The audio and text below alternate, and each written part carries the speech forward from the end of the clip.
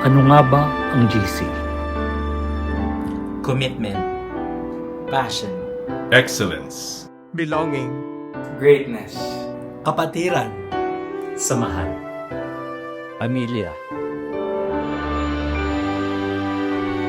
Sino mag-aakalang hanggang ngayon,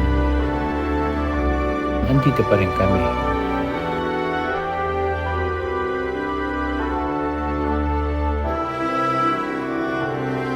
Pero paano nga ba kami nagsimula?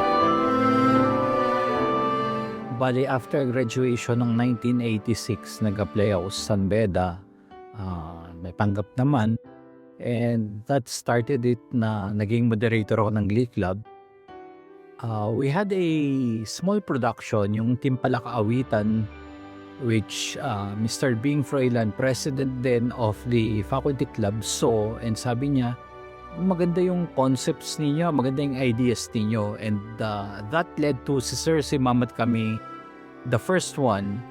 And the rest is history. After noon, nag-acapella singing ng Glee Club. We started competing.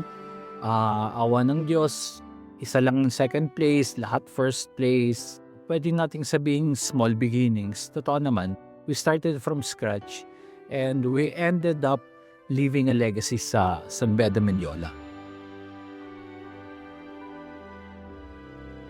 Siyempre yung competitions and then yung mga performances that really made an impact on the audience. Hindi ko siguro makakalimutan na perform kami sa San Beda, Alabang upon the invitation of Father Matt kasi nag-standing ovation sila doon and I won't forget that. I think we did about a 40-minute concert and it was well appreciated. And then siguro yung finale, the final finale na naka-red t-shirt tayo and then sinara yung kurtina.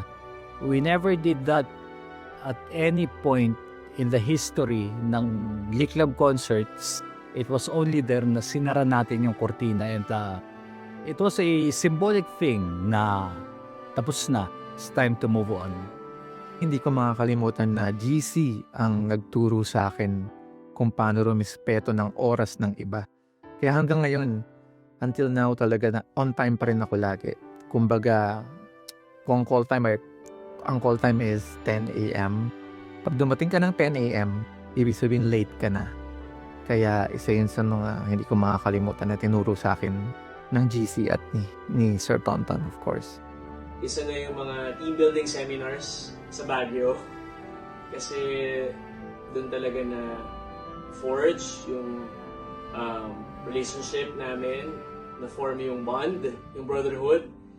Ang hindi ko makakalimutan sa GC is yung kinatawag naming 3Ds. Discipline, dedication, and determination. Naalala ko nung batch ko, umabot kaming 40 plus na freshmen sa Gitla. Tapos isa-isang nalagas, ang dami nag-quit. Kasi nga mahirap din naman talaga pagsabihin yung academics as member ka pa ng Gitla. And actually ako lang daming beses ko rin nag-quit. But I kept coming back.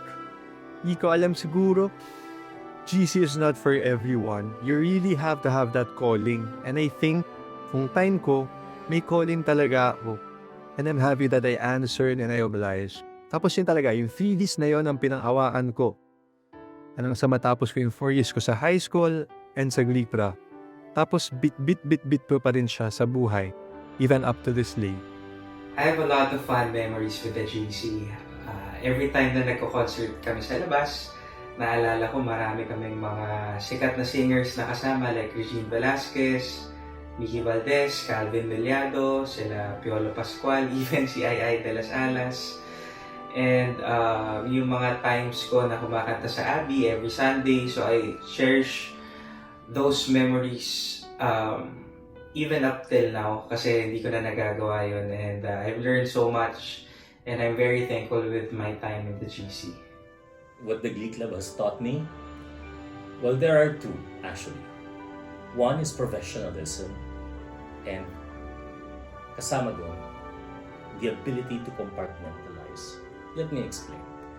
Of course, at the time, in 1986, I was voted to become the president of the San Beda High School Glee Club. So, kami na lang dito talagang nagdi-deal with each other. And I remember one particular time kasi talagang nag-flare up si Tonton. Galit na galit talaga siya. To the extent na tinadyakan niya yung Celia papunta sa akin. So, syempre, as president of the San Beda High School Glee Club, tinadyakan ko yung Celia pabalik sa kanya. Then again, nagugulat yung mga ibang members kasi after practice, and particularly after that practice, nagbatuhan kami ng Celia. Ang next na tanong namin, saan kami kakain? Gutom na kasi kami. Siyempre matatapos yung practice mga 6 or 6:30 ng gabi. So ang next na yan, saan kami kakain? So we would eat dinner together. So yun yung natutunan ko. Iba ang buhay sa loob ng music room at doon nagtatapos yun, at iba rin ang buhay after ng practice at paglabas sa music room. Iba ang pagiging presidente ko at pagiging musical director ni Tonton, at iba rin ang pagkakaibigan namin. And those two never got mixed up. Walang tampuhan na pag lumabas kami ng San Beda High School Glee Club music room, hindi ko na siya kakausapin kasi galit ako sa iyo. Walang ganun. So up to now, no, I'm now a lawyer and practicing since 2000 for 26 years. I was able to use those qualities that I learned from the San Beda High School Glee Club.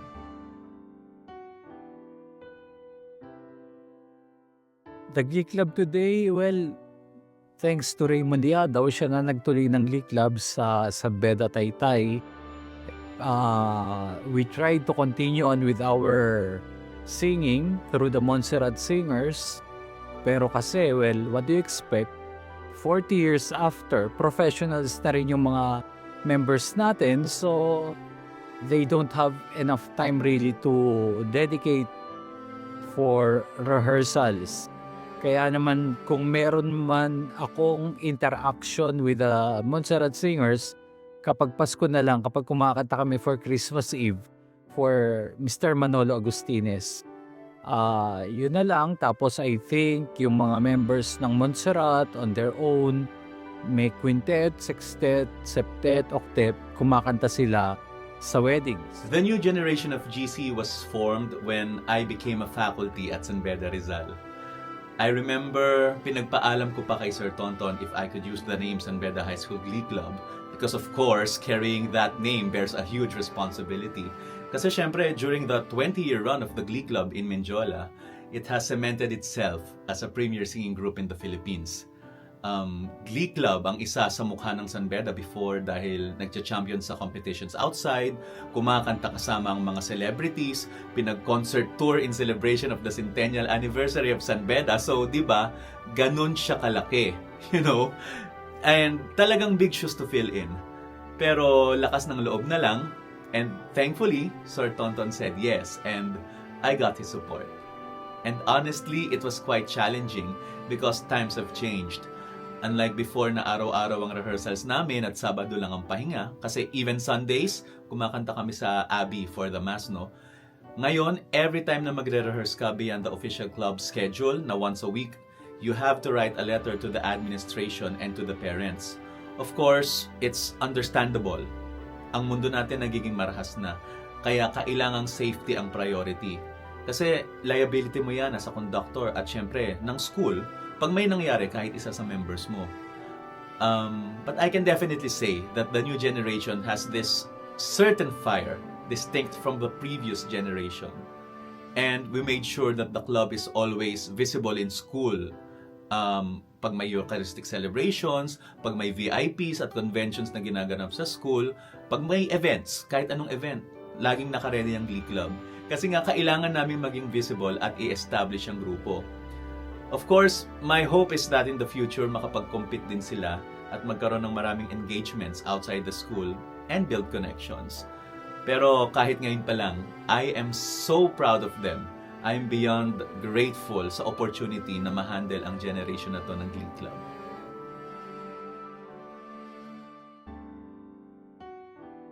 Well, who would expect aabot tayo dito 40 years after 1986 and though hindi na rin tayo ganun ka-active, it's expected naman kasi kung active pa rin tayo, that means wala kayong career.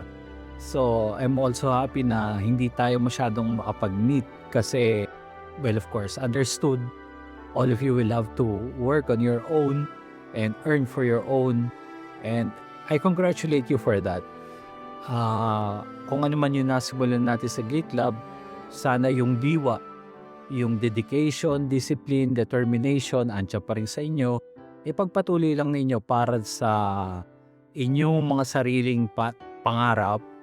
And then, I only wish everybody the best. Basta, let's all do our part in our communities and let's be the best of whatever we can in whatever we do. Sa loob ng 40 taon, nanatili tayong matatag. Hindi natinag ang samahan, ang kapatiran, at pagmamahal sa musika. Sama-sama tayo hanggang sa susunod na 40 taon. Happy 40th anniversary, GC. Happy 40th anniversary, GC. Happy 40th anniversary, GC. Happy 40th anniversary, GC. Happy 40th anniversary, my GC. Happy 40th anniversary, GC. Happy 40th anniversary, GC. Happy 40th anniversary, GC. Happy 40th anniversary, GC. Happy 40th anniversary, GC. Happy 40th anniversary, GC! Happy 40th anniversary, GC. Happy 40th to everybody. All the best.